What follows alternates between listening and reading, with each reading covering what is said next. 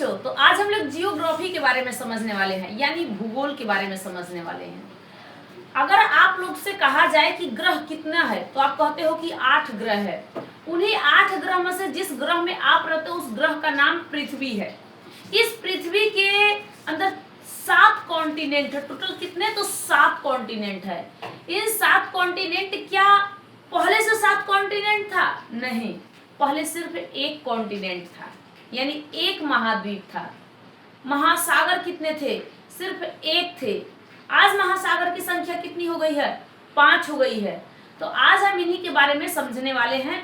और आपका जो अक्षांश, देशांतर रेखाएं क्या होती है, पृथ्वी अपनी कितनी डिग्री, मतलब उसको 1 डिग्री घूमने में कितना समय लगता है, 5.5 घंटा अपना जो भारत है टाइम इसका आगे क्यों रहता है, ये सारे चीज को आज हम लोग डिस्कस करने वाले हैं। जो शुरू से इस वीडियो को, यानी शुरू से ही इस वीडियो को स्टार्ट करके देखेगा, उसे समझ में आ जाएगा कि हम लोग जो पढ़ने जा रहे हैं, यानी भूगोल पढ़ने जा रहे हैं, और भूगोल में हमें पूरी जानकारी ढंग से मिलने वाली है। यही नहीं, इसमें सारे क्वेश्चन आपको आएंगे, क्वेश्चन मैं पूछती जाऊंगी और आप लोग बताते जाना। ये पूरा ध्यान से समझो कि हम लोग किसके बारे में बात करने जा रहे हैं। मान लीजिए हमारे ब्रह्मांड में आप लोग को ये एक बात पता होगा कि हमारे ब्रह्मांड में, यूनिवर्स में कुछ नहीं था, कुछ अंतरिक्ष कुछ नहीं था, एकदम पूरा ऐसे नीलबटा सन्नाटा था, कुछ नहीं था। हम लोग किसी चीज के बारे में जानते ही नहीं थे। लेकिन गर्मी से जब एक बिग बैंग थ्योरी स्टार्ट हुआ ना, तो एक बहुत बड़ा बिग बैंग थ्योरी, जिसको ब्लास्ट होने से इतने गैलेक्सी तैयार हो गए, इतने प्लैनेट्स तैयार हो गए, सूर्य तैयार हो गया। सूर्य जो तारा है आपको छोटा देखने में लगता है, लेकिन इससे बड़े बड़े तारे अभी भी दिखाई दे रहे हैं। जो हमें रात में टिमटिमाते हुए तारे दिखाई देते हैं, रात में जब आप देखते हो कि आसमान में तारे दिखाई दे रहे हैं, तो बताओ कि क्या ये आसमान में तारे दिन में क्यों नहीं दिखाई देते हैं? क्योंकि उस समय उजाला रहता है। उगे तो दिन में भी रहते हैं, और वो रात में भी, रात को अंधेरे के समय में चमकते हुए दिखाई देते हैं। अब ध्यान से समझो, कोई चीज अगर उजाले में चमकाता हो तो चमकता ही नहीं है, उसे अंधेरे में चमकाओ तो वही चमकने लगता है। तो ये चीज आप लोग को पढ़ना आज होगा, पूरे डिटेल में आप लोग को समझना होगा। आपको अक्षांश देशांतर रेखाओं के बारे में समझना होगा कि अक्षांश रेखाओं का, 2 अक्षांश रेखाओं के डिस्टेंस कितने होते हैं। ये जिसने मेहनत किया है वही फल प्राप्त किया है। कहते हैं ना कि जो मेहनत करेगा उसी को फल मिलेगा। भाई, फल तो तभी मिलता है ना जब आप कोई काम करते हो। और ध्यान, बस आपको ये उम्र है पढ़ने का, इस उम्र में पढ़ लीजिए और बाद में आप लोग फिर सुखी जीवन बिताइए। तो आइए आज हम लोग समझते हैं जियोग्राफी के बारे में। और जियोग्राफी में हम लोग, जैसे जियोग्राफी यानी भूगोल के बारे में समझते हैं, तो हम लोग जानते हैं कि टोटल 8 ग्रह हैं। अगर 8 ग्रहों का नाम आपसे पूछा जाए तो क्या आप बता सकते हो? 8 ग्रह का नाम आप लोग बताइए। बुध है, शुक्र है, मंगल है, बुध शुक्र पृथ्वी मंगल। इसके बीच में जो होते हैं ना, तो छोटे छोटे उल्का पिंड होते हैं, तो इन सबों के बारे में पढ़ा जाएगा। फिलहाल में हमें पृथ्वी पे फोकस करना है, पूरे पृथ्वी पे। अब क्या है कि जैसे मान लीजिए एक ग्रह कौन सा है, तो जैसे मान लीजिए यहाँ पे सूरज है, एक सूरज। ये सूरज कहाँ रहता है? गैलेक्सी के अंदर। हम लोग किस गैलेक्सी के अंदर रहते हैं? मिल्की वे के अंदर। और उसी मिल्की वे में सूरज यहाँ पे बैठा हुआ है, एक जगह सूरज है, मेन सेंटर में नहीं है वो, तो यहाँ पे एकांत में। मेन सेंटर में तो भाई ब्लैक होल है, बहुत बड़ा ब्लैक होल है जो भारी मात्रा में रहता है। तो जब ब्रह्मांड में देखोगे तो गैलेक्सियां, बहुत सारी गैलेक्सियां हैं, असंख्यों गैलेक्सियां हैं। उसी गैलेक्सी में से एक गैलेक्सी को निकालो जिसका नाम है मिल्की वे। कोई पूछेगा आप किस गैलेक्सी में रहते हो? मिल्की वे में। और यहीं पे सूरज है। मिल्की वे का सूरज चक्कर लगा रहा है, यानी दुग्ध मेघला है, इसका सूरज चक्कर लगा रहा है। ऐसे सूरज का चक्कर ये 8 ग्रह लगा रहे हैं। बुध, शुक्र, पृथ्वी, मंगल, और छोटे छोटे पुच्छल तारा, उल्का पिंड है, ये यहाँ पे लगा रहे हैं। तो इनर साइड के ये 4 जो ग्रह हैं, इनर साइड के, अंदर साइड के हैं। और बाहरी साइड के जो 8 ग्रह आपको 4 दिखाई देंगे, वो है यहाँ पे बृहस्पति, और इसके बाद है शनि, अरुण और वरुण। ये 4 ग्रह यहाँ पे है। एक प्लूटो ग्रह था, लेकिन ये ग्रह को हटा दिया गया 2006 के लगभग। इसे कहा गया 2006 में कि 2016 में? 2006 में ही इसे हटा दिया गया। कहा दिया गया कि नहीं, आप मेरे यहाँ का नहीं हो भाई, छोटे ग्रहों से छोटे रहोगे तो आप ग्रह नहीं कहलाओगे। देखो यहीं पे पृथ्वी का एक उपग्रह होता है जिसका नाम है चंद्रमा। डिमोस उपग्रह होता है मंगल का, लेकिन शुक्र का कोई नहीं है उपग्रह, और ना तो कोई बुध का उपग्रह है, क्योंकि सूर्य जो छोटे छोटे रहते हैं तो अपने में अंदर डाल करके खा जाते हैं, अपने में मिला लेते हैं। इन सबों का भी उपग्रह होते हैं, ठीक है। इस जो अरुण ग्रह को लेटा हुआ ग्रह कहते हैं, अरुण ग्रह को लेटा हुआ ग्रह कहते हैं, क्योंकि ये सीधे अपने जगहों पे पूरे ज्यादातर झुक गया है। पृथ्वी अपनी झुकी हुई है, लेकिन 23.5 डिग्री मात्र झुकी हुई है। कितनी झुकी है ये पृथ्वी? सिर्फ 23.5 डिग्री झुकी हुई है। ये दो, अब पूछा जाए आपसे अगर पूछा जाए कि कौन सा ऐसा उपग्रह है, कौन सा ऐसा ग्रह जिसके पास उपग्रह नहीं है, तो ये दोनों के बता देना कि दोनों के पास कोई उपग्रह नहीं है। क्या आप बता सकते हो कि ऐसा कौन सा जो ग्रह है जिसके पास उपग्रह नहीं है? तो उपग्रह इन दोनों के पास नहीं है, और इन लोगों के पास अधिक मिलते हैं। शुक्र के जो ये यहाँ पे शनि ग्रह है, ये वाला शनि ग्रह है, इन शनि ग्रह के पास 7 छल्ले पाए जाते हैं। ऐसे ऐसे इसमें लगे हुए 7 छल्ले आपको दिखाई देंगे, तो ये 7 छल्ले पाए जाते हैं। ये टोटल 8 ग्रह, यानी इनर साइड में और आउटर साइड में 4 ग्रह। तो इनर साइड के चारों ग्रह का नाम बताना और आउटर साइड के नाम बताना। तो ये जो है ना पत्थर द्वारा, मतलब ये पत्थरों द्वारा निर्माण, हर चीज पत्थरों के द्वारा बनाया गया है। लेकिन सबसे ज्यादा सब पे जीवन संभव नहीं है। पृथ्वी पे जीवन क्यों संभव है? क्योंकि इसके ऊपर वाली परत जो है ना, वायुमंडल से परत भरी हुई है, इसलिए यहाँ पे ऑक्सीजन अधिक मिलता है और यहाँ पे जीवन संभव है। तो आप लोगों ने तो यहाँ पे इसके बारे में समझा। अब हम पृथ्वी को बाहर निकाल लेते हैं, और पृथ्वी को बाहर निकाल करके इस पृथ्वी के बारे में समझना स्टार्ट कर देते हैं। अब आप लोग बताइए कि जो आज हम लोग पृथ्वी का बात करेंगे, तो कम से कम 4.54 अरब साल पहले की बात करेंगे कि पृथ्वी का अपना कैसे विस्तार हुआ। पृथ्वी पे सिर्फ पृथ्वी आग का गोला था। इस तरीके से एक पृथ्वी निकालो, ये पृथ्वी है। सारे ग्रह आग के गोले थे, सारे के सारे ग्रह। जिस ग्रह में हम लोग रहते हैं, जिसे पृथ्वी में रहते हैं, पृथ्वी भी आग का गोला था। लेकिन ये पृथ्वी धीरे धीरे ठंडा हुआ। जब धीरे धीरे ठंडा हुआ तो यहाँ पे एक ही सिर्फ महाद्वीप बना, जिसका नाम था पेंजिया।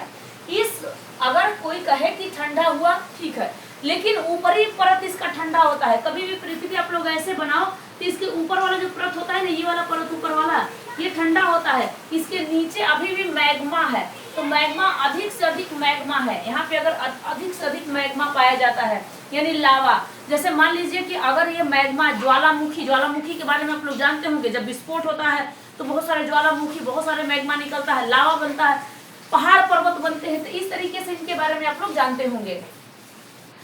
ऐसे ही पृथ्वी जब ठंडा हुआ, आग के गोले से जब ठंडा हुआ, तो एक ही महाद्वीप बना। तो इस महाद्वीप का नाम रखा गया महाद्वीप। क्या बना? महाद्वीप। इसे हम कॉन्टिनेंट भी कहते हैं। तो एक ही महाद्वीप बना जिसका नाम था पेंजिया। और पेंजिया, समझ लीजिए कि पेंजिया एक ऐसा महाद्वीप था कि इसके देखिए इधर साइड में पानी है। इसे क्या कहा गया था? इसे पैथालासा कहा गया था। एक सिर्फ महासागर एक ही था, पैथालासा। और पेंजिया एक महाद्वीप था। और यहाँ पे अब ये जब कोई चीज ज्वालामुखी से जलन होता है, मतलब कि तो जब ज्वालामुखी फटती है ना, तो जमीनों को फाड़ती है। आप लोग जानते होंगे, जब अंदर से मैग्मा निकलता है तो जमीनों को फाड़ते हुए और बाहर के साइड निकलती है। और जहाँ पे दरार होना स्टार्ट हो जाए, यानी कुछ दूरी तक दरार होना अगर स्टार्ट हो जाता है, तो मान करके चलिए कि जमीन का 2 भाग हो सकता है। तो जमीन का 2 भाग हो सकता है। ऐसे ही अपने जमीन जो था, ये एक ही पेंजिया, जैसे ही ये फटा तो 2 भागों में बट गया। 2 भाग में पहले टूटा, यानी जैसे ही पहले टूटा, इस मैग्मा के चक्कर में जब टूटा तो 2 भाग में बटा। और एक का नाम रखा गया लारेसिया और दूसरे का नाम रखा गया गोल्डवाना लैंड। गोल्डवाना लैंड रखा गया, गोल्डवाना, या फिर अब गोल्डवाना कहिए। और लारेसिया 2 भाग में ये टूट गया, 2 भाग में। अभी देखो पेंजिया 2 भाग में टूटा, लेकिन यही फिर क्या होता है कि अभी आग का गोला रुका नहीं है, अंदर मैग्मा भरा हुआ है। ऊपर से ठंडा हुआ है, लेकिन नीचे से ठंडा ही नहीं हुआ है। नीचे से जब ठंडा नहीं होता, वो भी क्या करता है ना कि ब्लास्ट होना स्टार्ट करता है, यानी ज्वालामुखी निकलना स्टार्ट होता है, जमीन फटना स्टार्ट होता है। और यही लारेसिया जब फटता है, लारेसिया का जब भाग होता है, तो 3 3 टुकड़े, और जिससे उत्तरी अमेरिका, यूरोप और एशिया, ये उत्तर के साइड में उत्तरी अमेरिका, यूरोप और एशिया, ये 3 भाग में टूट जाता है। भारत अभी एशिया का भाग नहीं बनता है, क्योंकि भारत तो और कहीं रहता है। तो ये आपको बता दें कहाँ रहता है। जैसे ही ये लारेशिया का पार्ट है, ये लारेशिया वाला पार्ट में तीन कॉन्टिनेंट बने, और जैसे ही गोल्डवाना में देखोगे तो यहाँ पे 5 कॉन्टिनेंट बने, उत्तरी America, Africa, Australia, Antarctica, Bharat. Bharat भी एक कॉन्टिनेंट ही बना, एक छोटा सा उप कॉन्टिनेंट कहिए या फिर कॉन्टिनेंट कहिए, लेकिन ये अफ्रीका के साइड चिपका हुआ था, ये अफ्रीका के साइड चिपका हुआ था। अभी भी ये टूटना बंद नहीं होता है, क्योंकि इसमें आग का ज्वालामुखी बहुत तेजी से भड़काऊ होती है। अभी आप लोग इथोपिया देखोगे ना, जो आप लोग अगर अफ्रीका का ये इथोपिया वाला भाग, ये वाला इथोपिया वाला भाग देखोगे ना, तो ये अभी यहाँ पे दरारें बन रही है, यानी फट रहा है। हो सकता है कि यहाँ से एक कॉन्टिनेंट अलग और हो सकते हैं। तो इथोपिया क्या है कि यहाँ से हो सकता है टूट करके एक या तो छोटा सा द्वीप बन जाए, या तो फिर कॉन्टिनेंट बहुत बड़ा बन जाए, बहुत बड़ा बन सकता है। तो जब छोटा भाग में रहता है, देखो जब चारों तरफ से पानी से घिरा हो और बहुत बड़ा हो तो उसे महाद्वीप कहते हैं। लेकिन छोटा सा अगर जमीन कोई सा पानी से चारों तरफ से घिरा हो तो उसे द्वीप कहते हैं। मान लीजिए इसे मैं कह रही हूँ कि ये क्या है, तो कह दे रहा है कि चारों तरफ से पानी से घिरा हुआ है और ये सबसे बड़ा है, तो इसे हम लोग द्वीप कहेंगे। लेकिन एक छोटा एरिया जो पानी से चारों तरफ से घिरा है उसे हम लोग द्वीप कहेंगे, इसे महाद्वीप कहेंगे। अब देखिए यहाँ पे क्या होता है, जैसे लक्षद्वीप, द्वीप के बारे में जानते हैं, चारों तरफ से पानी से घिरा है। मालद्वीप, तो वो सब छोटे छोटे चीज पानी से छोटे छोटे घिरे हुए, तो उनके बारे में आप लोग जानते होंगे। चलो आगे हम बढ़ते हैं। अब देखिए यहाँ पे आप लोगों ने देखा कि गोल्डवाना से दक्षिणी अमेरिका, अफ्रीका, ऑस्ट्रेलिया, अंटार्कटिका और भारत, ये सब टूट करके अलग हुए, और ये भारत जो था दक्षिण के साइड में था। यानी जो अभी आप लोग कहते हो ना कि हमारा भारत जो है उत्तरी और पूर्वी गोलार्ध में है, लेकिन ये भारत अभी इधर साइड में है, यानी कि ये दक्षिण के साइड में है। इसे कहते हैं ईस्ट, इसे कहते हैं वेस्ट, इसे कहते हैं नॉर्थ, इसे कहते हैं साउथ। यानी भारत अभी साउथ के साइड में है। भारत को भी जाना है एशिया में मिलने के लिए, एशिया से। तो यूरेशियन प्लेट इसे कहा जाता था, और ये भारतीय प्लेट था। अब धीरे धीरे देखो, अब यहाँ से मैग्मा और गर्मी के कारण फिर ये भारत, ये अफ्रीका से टूट करके यहाँ पे अफ्रीका रहता है, अफ्रीका रहता है। अफ्रीका के बारे में जानते होंगे लोग। तो जैसे अभी मैं इथोपिया के बारे में बताई थी, तो यहाँ मेडागास्कर के पास यहाँ पे अपना भारत था, इधर मेडागास्कर है। यहाँ से भारत घिसकते हुए ज्वालामुखी यहाँ पे फटा, यहाँ पे गर्मी हुई, और भारत जो है पानी में तैरते हुए जमीन, अब मान लीजिए कहोगे कि जमीन तैरता है, हाँ जमीन तैरता है। जमीन ये तैरते हुए पानी में, यानी समुद्र के नीचे भी तो जमीन है, वो भी फटता है ना, उसको फटते हुए जमीन आ जा करके यहाँ पे यूरेशियन प्लेट से टकराता है भारतीय प्लेट। यूरेशियन प्लेट से जब टकराता है तो यहाँ पे हिमालय पर्वत का निर्माण होता है, और यहीं पर भारत आकर के बस एक में मिल जाता है। अब बताइए, अब जब टकरा रहा था तो हिमालय पर्वत कैसे बना, ये आपका क्वेश्चन हो सकता है, तो भी बता देती हूँ। क्योंकि यहाँ पे तैथिस सागर था, जो यहाँ से अगर टकराव होती है तो यहाँ पे जो तैथिस सागर था, पहले मैं लारेशिया एक महासागर को बताई थी ना, लेकिन यहाँ पे जैसे ही वहाँ का ये तैथिस सागर था, जो तैथिस सागर, यहाँ पे मान लीजिए तैथिस सागर है, और भारतीय प्लेट इधर से आ रहा है, भारतीय प्लेट इधर से आ रहा है टकराने के लिए, यहाँ पे कि चलते हम टकरा करके मिलते हैं। तो जैसे इसे टकराएगा तो यहाँ का जितना भी मलबा होगा ऊपर आएगा, और ऊपर आने के चक्कर में इसे जो जैसे ही दोनों टकराए तो ऊपर आया मलबा इसका, तो वहां पे हिमालय पर्वत का निर्माण हो गया। हिमालय पर्वत का यहाँ पे निर्माण हो जाता है। अब बात समझ में आ रहा है? चलो ये तो आप लोगों ने समझ लिया कि भाई उत्तर से दक्षिण से लेकर के भारत पहुंच गया, एशिया में मिल गया।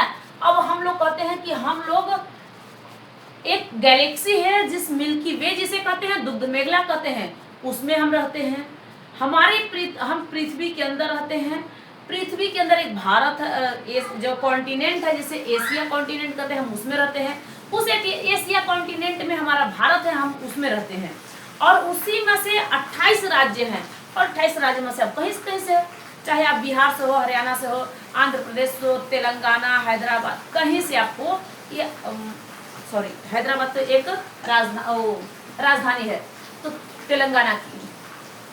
चाहे आप लोग कहीं से 28 राज्य में से अगर मैं बोलना स्टार्ट करूं तो 28 का नाम बता दूंगी, चाहे आपको अभी पूरा बता दूंगी। फिलहाल में आप पहले इसके बारे में समझिए। चलिए, जब हम लोगों ने इसके बारे में समझ लिया तो हिमालय पर्वत का भी निर्माण हो गया। अब बताइए आप लोग, एक पृथ्वी के आग के गोले से टूटने से एक पेंजिया का निर्माण होता है। पेंजिया के टूटने से लारेशिया गोल्डवाना लैंड का विस्तार होता है। यहाँ से लारेशिया से 3 और कॉन्टिनेंट यानी महाद्वीप निकलते हैं, जिसे उत्तरी अमेरिका, यूरोप, एशिया कहते हैं। और गोल्डवाना से 5 निकलते हैं, जिसे दक्षिणी America, Africa, Australia, Antarctica, Bharat निकलते हैं। भारत पहले दक्षिण के साइड में था, ये धीरे धीरे आकर के एशिया में मिल जाता है। तो ये तो आप लोगों के इतना चीजों को पता चला।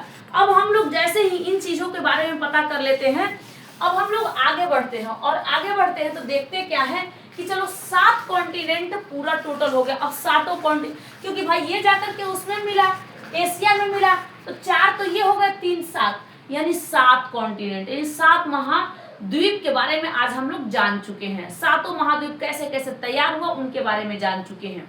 ध्यान से सुनिए, कौन सा है? एशिया, अफ्रीका, उत्तरी अमेरिका, दक्षिणी अमेरिका, उसके बाद अंटार्कटिका, यूरोप, ऑस्ट्रेलिया। 7 महाद्वीप के बारे में और 5 महासागर के बारे में आप लोग जानते होंगे।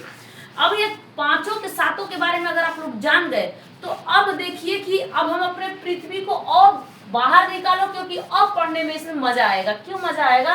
क्योंकि अब हम लोगों को सिर्फ इतना पूछा जाता है कि कितने महाद्वीप है, 7 बता सकते हो, लारेशिया के बारे में बता सकते हो, पेंजिया के बारे में बता सकते हो, गोल्डवाना लैंड के बारे में बता सकते हो, सारे बता सकते हो। लेकिन यही पे पूछा जाए कि हमारे जो पृथ्वी है, पृथ्वी 2 बराबर भागों में, जैसे अभी मैं बोली कि उत्तर पहले दक्षिण के साइड में था भारत, अब बाद में उत्तर के साइड में चला गया। तो भाई उत्तर, दक्षिण, पूर्व, पश्चिम पता कैसे चला? तो देखते हैं कैसे पता चला। ये अपनी पृथ्वी है, पृथ्वी अपनी ये पृथ्वी, पूरा सर्कल सही बना हुआ है ना? हाँ ठीक है, ये पृथ्वी है। पृथ्वी को 2 बराबर भागों में बांटा गया, पृथ्वी को 2 बराबर भागों में बांटा गया। तो जब 2 बराबर भागों में बांटा जाता है तो कौन सी लाइन है कि जो पृथ्वी को 2 बराबर भागों में बांटती है, यानी उत्तर से दक्षिण के साइड में 2 बराबर भागों में बांटती है? कौन सी? तो इसका नाम है विषुवत रेखा, जो बीचों बीच से ये गुजर जाती है, कटती है। देखो 2 बराबर भाग में बट गया। पहले अपना इधर साइड था, दक्षिण के साइड, अफ्रीका में चपका हुआ, लेकिन अब इधर साइड चला गया, यानी अपना भारत अब चला गया है उत्तर के साइड में। बताओ क्या अपना भारत उत्तर के साइड में है कि नहीं है? है, उत्तर के साइड में।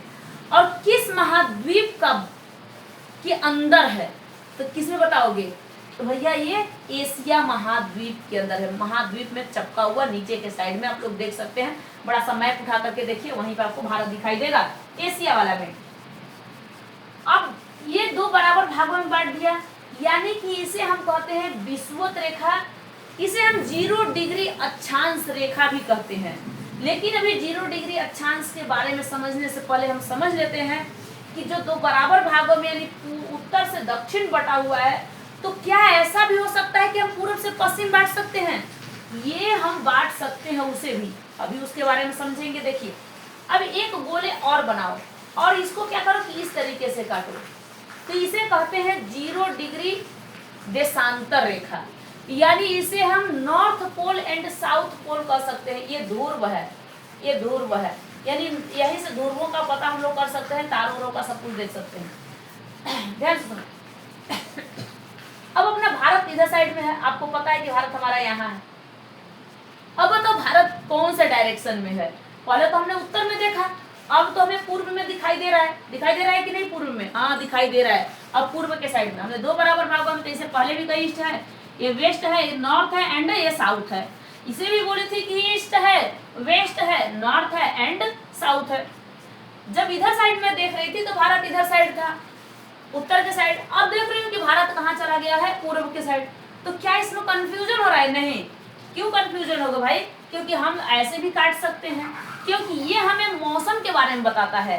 जो 0 डिग्री अक्षांश है ना, हमें मौसम के बारे में, जैसे अभी बरसात हो रही है तो बरसात मौसम बता रहा है कि भाई ये मौसम आज इतने ये होने वाला है।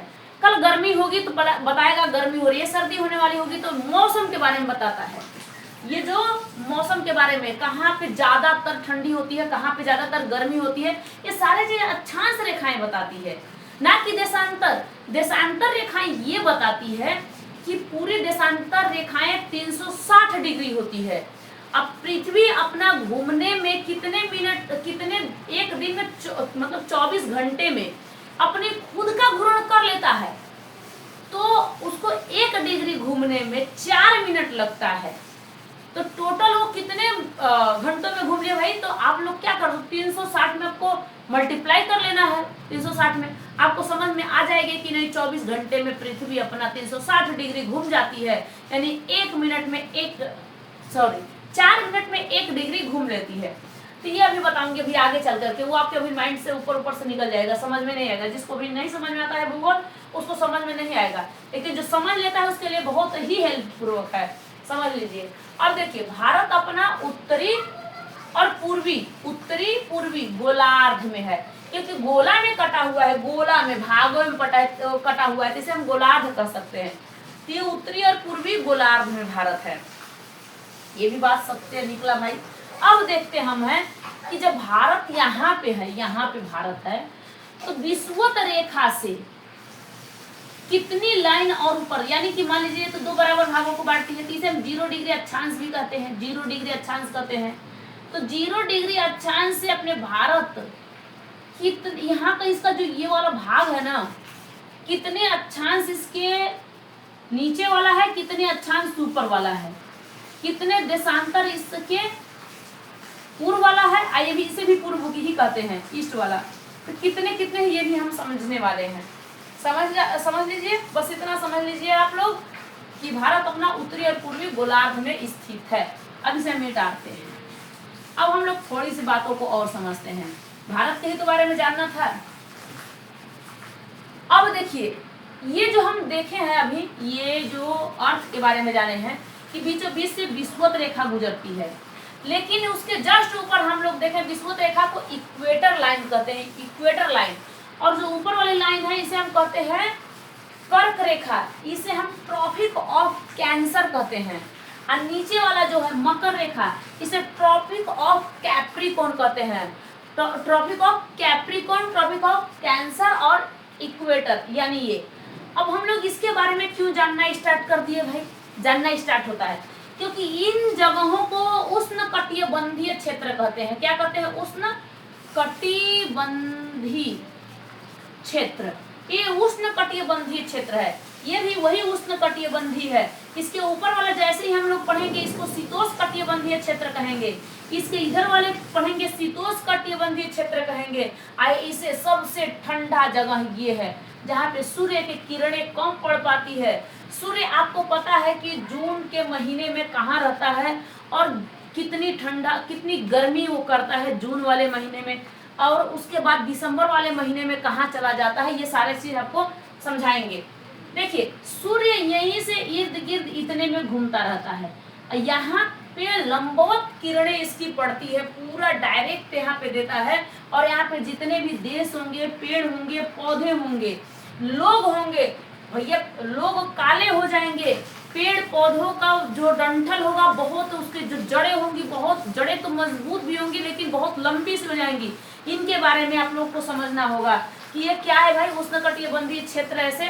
और ये क्षेत्रों के बारे में बताता है, ये जगहों के बारे में बताता है। अब यहाँ के जो पेड़ पौधे होंगे बहुत लंबे पत्ते इसके लंबे लंबे, क्योंकि गर्मी से बादल बनते हैं, उससे बरसात भी होती है। और बरसात होगी तो वहाँ पे पेड़ पौधों को पानी मिलेगा, और जब पानी मिलेगा तो ज्यादातर ऊपर होता जाएगा। क्योंकि मरुस्थलीय जगह में, क्या राजस्थान में आप चाहोगे कि बहुत बड़े बड़े पेड़ पौधे उगा लें तो हो सकता है? नहीं होगा, क्योंकि वो भाई वहाँ पे मरुस्थल है, तो मरुस्थलीय जगहों पे आप लोग को कुछ नहीं मिलने वाला है। अब ध्यान से सुनो, ये जो कर्क रेखा है ना, भारत के बीचों बीच से गुजरती है कर्क रेखा, और पूरे 8 राज्यों को, भारत के 8 राज्यों को काटती जाती है, बीच से गुजरती हुई जाती है। और जो ये विषुवत रेखा है ना, विषुवत रेखा, ये विषुवत रेखा एक ऐसी रेखा है जो इन 7 कॉन्टिनेंट में से जो अफ्रीका है, वो अफ्रीका से गुजर के जाती है।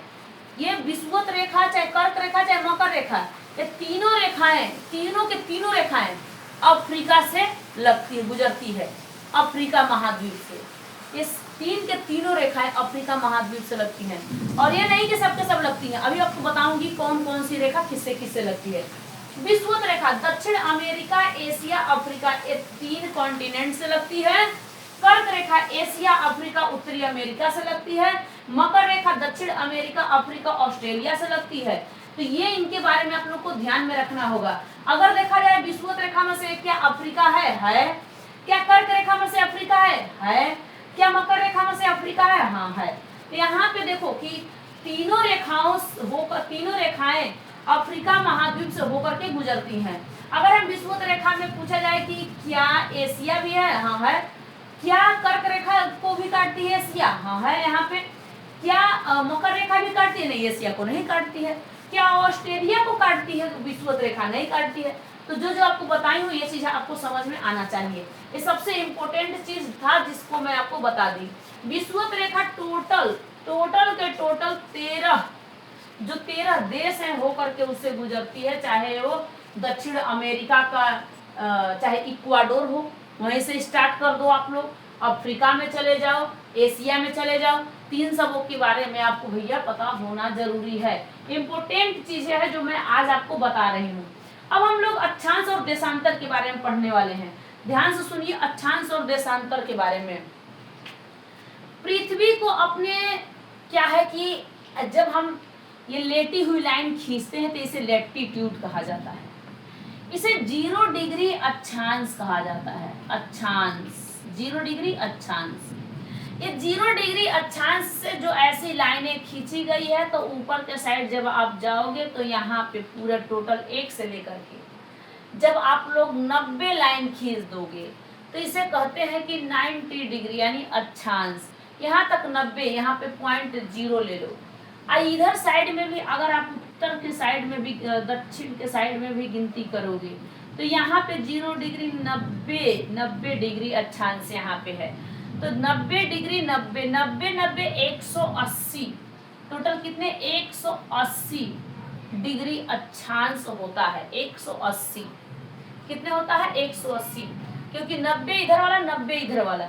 लेकिन अगर 0 डिग्री को अगर हम ले लेते हैं तो हो जाता है टोटल 181। 0 डिग्री को अगर हम ले लेते हैं तो अगर हम लोग इन दोनों को छोड़ देते हैं तो 181 में से अगर -2 करोगे, 2 माइनस करोगे तो 179 यानी इतना आपका अक्षांश रेखाएं हैं। एक अक्षांश से दूसरे अक्षांश तक पहुंचने में इसमें कितने किलोमीटर है इसको समझिए। 111 किलोमीटर लगता है। या दूरियां इसकी इतनी है 111 किलोमीटर इसकी दूरियां है। क्या यहाँ तक आते आते इसकी दूरियां बढ़ जाती हैं? हाँ बढ़ जाती हैं। हो सकता है लगभग इतना है, हो सकता है 111.7 किलोमीटर हो सकता है यहाँ पे। ये मौसम को बताता है कि आज का मौसम कैसा होगा। तो ये अक्षांश रेखा है 0 डिग्री अक्षांश के बारे में आप लोग को समझ में आया होगा। अब हम लोग और आगे बढ़ते हैं और आगे हम किसके बारे में देखना चाहते हैं? तो भाई हम देशांतर के बारे में देखना चाहते हैं।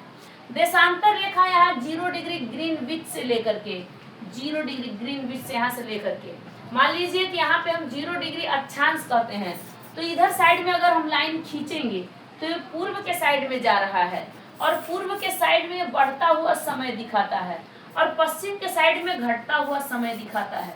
लेकिन पूर्व के साइड में ही अपना भारत है जो कि ये ग्रीनविच से 5.5 घंटा आगे है, क्योंकि वहाँ पे अभी सुबह होगा तो यहाँ पे दोपहर हो रहा है। यहाँ पे क्या हो रहा है दोपहर में। लंदन में अगर इस समय लगभग बज रहे होंगे 9 तो भारत में आकर के मान लीजिए वहाँ पे 5 बज रहे होंगे तो यहाँ पे सीधे 10 बज जाएंगे, 10:30 बज जाएंगे ऐसे। यहाँ पे देशांतर रेखाएं टोटल 0 डिग्री देशांतर से 0 डिग्री देशांतर से आप लोग अगर नीचे ऐसे ही लाइनिंग खींचते जाओगे तो इधर पूरा 180 डिग्री है। इधर पूर्व के साइड में भी 180 डिग्री है। तो दोनों को मिला लीजिए 360 डिग्री हुआ। 360 डिग्री हुआ। कितने डिग्री हुआ? 360 डिग्री हुआ। पृथ्वी अपने ही जगहों पे घूमती है। अपने ही जगहों पे घूमने में पृथ्वी को 360 डिग्री घूम लेती है एक दिन में, यानी कि वो 1 डिग्री घूमने में 4 मिनट टोटल लगाती है। ये जो देशांतर रेखाएं हैं, जो कि हम इसे लॉन्गिट्यूड कहते हैं, लंबा है तो लॉन्गिट्यूड और लेटा हुआ है तो लेटिट्यूड कहते हैं। लेकिन जब ये घूम रही है तो ये समय के बारे में बता रही है, और मौसम तो बता रहा है अपना अक्षांश कि मौसम कैसा होगा। लेकिन हमें देशांतर रेखाएं क्या बताती है? समय। मान लीजिए कि अपना जो टाइमिंग रेखा होती है, जो टाइम वाला रेखा होता है, जो 82.5 डिग्री पे अपना भारत है, पूरब के साइड में 82.5 डिग्री पे यहाँ अपना भारत है, तो यानी 82.5 डिग्री पे है। तो अगर 4 में आप लोग क्या करिए कि मल्टीप्लाई करिए तो 330 लगभग यहाँ पे 330 डिग्री, पूरा 330 डिग्री पे। इसको अगर घंटे में कन्वर्ट करिए तो 5.5 घंटा होता है, 5.30 यानी 5.5 घंटा हो जाता है। यानी कि लगभग अपना भारत 5.5 घंटे आगे और देश से है, ग्रीनविच से 5.5 घंटे आगे है, क्योंकि अब पूर्व के साइड में है। इधर साइड में समय, पश्चिम के साइड में समय घटता है, उत्तर के साइड में, पूरब के साइड में समय बढ़ता जाता है। तो ये आप लोग को समझ में आया होगा। पृथ्वी को 1 डिग्री घूमने में 4 मिनट लग जाता है, 1 डिग्री घूमने में 4 मिनट। ऐसे ही आप लोग मल्टीप्लाई इसको करके देखते रहना कि आप समझ सकते हो कि 24 घंटे पृथ्वी को घूमने में टोटल कितने डिग्री घूम लेती है। 24 घंटे में 360 डिग्री घूम लेती है, और अपने जगहों पे रोटेट करती है। और अगर कहा जाए कि सूर्य का क्या चक्कर भी लगाती है, हाँ, सूर्य का भी चक्कर लगाती है 365 दिनों में। सूर्य का चक्कर पृथ्वी 365 दिनों में लगाती है, जिसे हम कहते हैं कि भाई ये रिवोल्यूशन करती है और रोटेट अपने जगहों पे। अब परिक्रमा, सूर्य का परिक्रमा, तो परिक्रमा अलग होता है, अपने जगहों पे घूमना। जैसे मैं अपने जगहों पे बाई चांस मैं ऐसे अपने जगहों पे घूम रही हूँ, तो ये मैं अपने जगहों पे रोटेट कर रही हूँ यानी घूर्ण कर रही हूँ। अगर मैं इस कैमरा है यहाँ पे रखा हुआ, मैं इसके ऐसे ऐसे घूमना स्टार्ट कर दूं, जैसे मंदिर में घूमा जाता है, तो उसे परिक्रमा कहते हैं, तो उसे रिवोल्यूशन कहते हैं, मतलब घूमना है इस तरीके से। तो उसके बारे में आप लोग को समझ में आया होगा। अब ध्यान से समझिए, आपने देशांतर समझा, आपने अक्षांश रेखाओं के बारे में समझा, अक्षांश रेखाएं क्या होता है। अब क्या मैं आपसे क्वेश्चन पूछ सकती हूँ? इसे मैं रफ करती हूँ, इसके बाद 1 मिनट रुक जाइए अभी। हाँ, इसको मैं रफ करती हूँ और पूछना स्टार्ट करती हूँ, ठीक है। अब आप लोग क्वेश्चन का जवाब दीजिए मेरे। सॉरी, मिटा दी, चलिए ठीक है, मैं और अब सवाल पूछना स्टार्ट करती हूँ। अब आप लोग बताइए, हम जियोग्राफी को पढ़ते हैं और हमने जियोग्राफी को पढ़ा, हमने देखा कि पूरे ब्रह्मांड में कुछ नहीं था। जब हमने पढ़ा कि एक ही बिग बैंग थ्योरी था, जिस ब्लास्ट हुआ, जिससे बहुत सारे गैलेक्सियां निकली, बहुत सारे तारे निकले, बहुत सारे ग्रह निकली, जिनमें से जो ग्रह हमारे लायक है वो हमारी पृथ्वी है। जो ग्रह हमारे लायक हो हमारी पृथ्वी है। अब चंद्रमा पे भी लैंड मिला हुआ है, जमीन मिला हुआ है, लोग वहां पे भी जाना चाहते हैं। मंगल तक लोग पहुंचना चाहते हैं, पहुंच गए वहां तक भी कि हम देखते हैं। अभी आपको पता होगा कि मानव रहित, अभी अपने करंट अफेयर में भी पढ़ा होगा कि मानव रहित जो है जाने वाले हैं लोग चंद्रमा पे। कभी मतलब कि वहां पे मानव इंसान जाएगा तो देखेगा कि अब यहाँ का कैसा मौसम है, क्या है। तो 2027 तक ये कंफर्म हो जाएगा, 2026 चल रहा है तो 27 तक कंफर्म हो जाएगा कि क्या क्या व्यवस्था है। अब बताइए कितने ग्रह हैं, ग्रहों की संख्या टोटल कितनी है? ग्रह कितना बताओगे? ग्रहों की संख्या जल्दी जल्दी बताओ। 8 है। कॉन्टिनेंट पहले कितना था? मात्र 1 था। उस कॉन्टिनेंट का नाम क्या था? पेंजिया था। उस कॉन्टिनेंट का नाम क्या था? पेंजिया। एक कॉन्टिनेंट को टूटने से कितने कॉन्टिनेंट बने? 2। नाम क्या था? लारेसिया। अच्छा, दूसरा वाला कौन सा बना था? तो दूसरा वाला बना था गोल्डवाना। दूसरा वाला क्या बना था? गोल्डवाना। लारेसिया के टूटने से कौन कौन सा महाद्वीप बना? लारेसिया के टूटने से कौन सा महाद्वीप बना? अब बताओ आप लोग, उत्तरी अमेरिका क्या बना? हाँ, उत्तरी अमेरिका बना। बस ऐसे बना देते हैं। उत्तरी अमेरिका, क्या बना? उत्तरी अमेरिका। उत्तरी अमेरिका के बाद कौन सा बना? उत्तरी अमेरिका के बाद बताओ, उत्तरी अमेरिका के बाद यूरोप बना? हाँ, यूरोप बना। यूरोप के बाद कौन सा बना? यूरोप के बाद आप बताओ, यूरोप के बाद कौन सा कॉन्टिनेंट बना? तो यूरोप के बाद बनता है एशिया, एशिया कॉन्टिनेंट। क्या अपना भारत इसी लारेशिया में था? नहीं था। गोल्डवाना लैंड से 5 कॉन्टिनेंट टूट करके तैयार हुए थे। इसका नाम बताओ क्या है? एक का नाम है दक्षिणी अमेरिका, दक्षिणी अमेरिका। दूसरे का नाम बताइए, दूसरे का नाम है अफ्रीका, अफ्रीका। तीसरे का नाम बताइए अंटार्कटिका, अंटार्कटिका। चौथे का नाम बताइए, चौथे का नाम बताइए ऑस्ट्रेलिया, ऑस्ट्रेलिया, ऑस्ट्रेलिया। पांचवे का नाम बताइए भारत। भारत किसका हिस्सा था? गोल्डवाना का। भारत किसका हिस्सा था? गोल्डवाना का। ये तो क्या ऐसे हम जोड़ेंगे तो 2 4 5 3 8, तो क्या 8 कॉन्टिनेंट है? नहीं। कुछ गर्मी के कारण अपनी पृथ्वी का टुकड़ा बना, कुछ ज्वालामुखी के कारण पृथ्वी का टुकड़ा बना। ये पहले भारत अफ्रीका में मेडागास्कर के साइड में था और ये टूटते हुए आकर के मिल गया कहाँ? एशिया में, एशिया में मिल गया और उत्तर के साइड में चला गया। टोटल आप लोग टोटल बताइए, टोटल आप लोग देशांतर रेखाएं कितनी होती है? अगर देशांतर का बात किया जाए, देशांतर रेखाएं कितनी होती है? टोटल देशांतर रेखाएं कितनी होती है? तो बता दो कि भाई 360 होती है, 360 डिग्री देशांतर रेखाएं होती है। कोई अक्षांश के बारे में आपको अक्षांश के बारे में पूछे, अक्षांश के बारे में, तो कितना बताओगे? कि 180 भी बता सकते हो। कौन सा? जब हम पूरा टोटल करेंगे एक को छोड़ करके, जैसे हम 0 डिग्री अक्षांश को, जब 0 डिग्री अक्षांश को पकड़ेंगे तो 181। अगर 0 डिग्री अक्षांश को लेंगे और ऊपर जो थोड़ा सा बिंदु बिंदु नॉर्थ और साउथ साइड में जो ध्रुवों पे है उसको अगर छोड़ेंगे तो 179 अक्षांश होते हैं। बताओ अक्षांश, दो अक्षांश के दो अक्षांश जो दो अक्षांश है उसके बीच की दूरी कितनी है? 111 किलोमीटर है, 111 किलोमीटर है। अगर ये ध्रुवों तक जाते जाते इसके बढ़ जाता है 111.7 किलोमीटर हो जाता है ध्रुवों तक जाने में। 6 महीने दिन और 6 महीने रात कहाँ होता है? अगर ये आपसे पूछा जाए तो आप कहाँ बताओगे? 6 महीने दिन 6 महीने रात ध्रुवों पे होता है। जो अर्थ है, अर्थ के ऊपर साइड नॉर्थ साइड नॉर्थ ध्रुव है और साउथ ध्रुव है। इसमें यानी north pole and south pole, pole को ही ध्रुव कहते हैं, यहाँ पे है। बताइए भारत का जो मेडिटेरियन जो लाइन है, जो हम लोग जो समांतर लाइन होता है वो कहाँ से?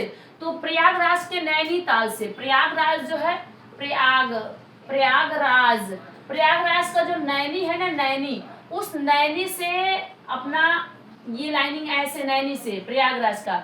देखिए मध्य प्रदेश से भी ये लाइनिंग गुजरती है जो हमारे समय बताती है। हम ओडिशा से भी गुजरती है, ये आंध्र प्रदेश से भी गुजरती है, उत्तर प्रदेश से भी गुजरती है। तो इनके बारे में आप लोग जानते होंगे कि लाइन ऐसे गुजरती है। तो छोड़ो इनको, हम लोग समझ लिए। अब हम देखते हैं कि भारत के बीचों बीच से एक चीज भेज रहे थे जिसका नाम था कर्क रेखा, जिसका नाम था भारत का। एक बार नक्शा बना करके देखते हैं भाई, भारत का भी नक्शा हो जाओ, भारत थोड़ा सा आपको भी देख लेते हैं जिसमें हम रहते हैं। जो ये हम इसको भारत, हमारा महान भारत को बनाते हैं, छोटा सा बना लेते हैं। इतने लाइनिंग में कितना बनाएंगे? एक लाइन गुजरती है भारत से जिसका नाम है कर्क रेखा, जो बीचों बीच से होकर के गुजरती है। तो ऐसे जब काटती है तो आप लोग क्या क्या नाम बताओगे? गुजरात, राजस्थान, मध्य प्रदेश, छत्तीसगढ़, झारखंड, पश्चिम बंगाल, त्रिपुरा, मिजोरम। 8 को तो तुरंत याद हो जाएगा। 8 राज्य तुरंत याद हो जाएंगे जो कर्क रेखा पे 8 राज्य हैं इसी पे। अब बताओ कर्क रेखा के जस्ट नीचे वाला जो विषुवत रेखा है, विषुवत रेखा, तो विषुवत रेखा भाई 0 डिग्री यहीं से ना है, यहाँ से। अब यहाँ के लोग जब ये जो गर्मी वाला समय होता है तो यहाँ के लोग काले काले होंगे कि नहीं? क्या ये काले, एक मान लीजिए कि चूंटा, चूंटा जानते हो ना, चींटी चूंटा जो भी, तो वहाँ वैसे लोग हो जाएंगे। वैसे लोग यहाँ पे रहते हैं, काले से काले वाले लोग, भाई कोई बुरा ना मानना, लेकिन सब काले यहाँ पे हो जाते हैं क्योंकि सूर्य की किरणें यहाँ पे लंबवत पड़ती है, लंबवत पड़ती है इसलिए। तो अब जिन जिन राज्यों को लंबवत काटती है सूर्य की रेखाएं, उनके बारे में तो समझेंगे ही। फिलहाल में आप लोग इतना समझिए कि आपने इतना समझा कि नहीं, जितना मैं पढ़ाई उतना आप लोग जाने कि नहीं, बस इतना बताओ। अब 0 डिग्री अक्षांश से लेकर के अगर हम भारत में पूरे अक्षांश की बात करें तो भारत भैया यहाँ से 8 डिग्री 4 मिनट अक्षांश ये कोने से कन्याकुमारी से लेकर के अगर कश्मीर तक का बात किया जाए, कश्मीर की कली वाह, तो यानी कि जब कश्मीर की बात किया जाए तो यहाँ पे आप लोग 37 डिग्री 6 मिनट कहोगे कि नहीं, बोल देंगे पक्का ही है, पक्का ही है। और यहाँ पे 68 डिग्री, क्या बताओगे, 68 डिग्री और 7 मिनट से लेकर के 97 डिग्री 25 मिनट देशांतर है। पूर्वी देशांतर 68 डिग्री 7 मिनट 97 डिग्री और 97 डिग्री 25 मिनट, ये पूर्वी देशांतर है और ये अक्षांश है। तो अक्षांश और देशांतर को आपने कवर किया। अब इतना आप लोगों ने कवर कर लिया, अब आगे थोड़ा सा और बढ़ते हैं। कमाल की बात एक चीज और हम जानते हैं कि अपने जो भारत है, भारत की लंबाई के बारे में समझ लेते हैं। जो हमारा भारत है ना, तो भारत की लंबाइयों के बारे में थोड़ा सा समझ लीजिए। आज का जियोग्राफी आपके लिए बहुत ही इम्पोर्टेंट है, जो बता रही हूँ उसे ध्यान से समझते रहिए। अभी आपको अक्षांश के बारे में बताई, देशांतर के बारे में बता दी, देशांतर अक्षांश दोनों के बारे में बता दी, ठीक है, अक्षांश और देशांतर दोनों के बारे में। भारत का एक मैप बनाते हैं और उस भारत के मैप के अनुसार हम लोग थोड़ा सा पढ़ाई करते हैं। जो ऐसा करके पढ़ता है ना, बार बार मैप बना के जो पढ़ता है ना, ये मान लीजिए उसका माइंडवा बड़ा तेज हो जाता है। तो अपने माइंड पे कंफर्म भैया तुम लोग रहना कि नहीं, हमारा माइंड बहुत तेज हो जाएगा। अरे काहे ना बन रहा है भाई, चलो बन गया, ऐसे बड़ा लंबा बन गया मुंडी, तो चलो बन गया, आधा तिया बना दिए, जो जो खींच खींच के आप समझ लीजिए क्या है। भारत की अगर उत्तर से दक्षिण तक की लंबाई की बात किया जाए तो कितना है, उत्तर से दक्षिण तक की लंबाई का अगर बात किया जाए तो 3214 किलोमीटर है, 3214 किलोमीटर है। अगर पूर्व से पश्चिम तक की बात किया जाए तो 2900 कितना है भैया, 33 किलोमीटर होगा लगभग। ऐसे कुछ आइडिया नहीं है, इससे थोड़ा सा मेरे को डाउट लग रहा है, कितना है, हाँ 2933 किलोमीटर है। चलो भैया डाउट आउट कुछ नहीं, कोनो डाउट आउट नहीं, 2933 किलोमीटर है इधर, 2031 यहाँ पे है, ठीक है। अरे भाई इनके बिंदुओं के बारे में समझ लेना, किसका सबसे इधर वाला क्या कहते हैं, कहाँ पे केमोरिन है, कहाँ पे इंदिरा कोल है, कहाँ पे इंदिरा पॉइंट है, कहाँ पे, सारे चीज पता कर लेना। इस तरीके से आप लोग जान जाइए। अब भारत में पूरा 28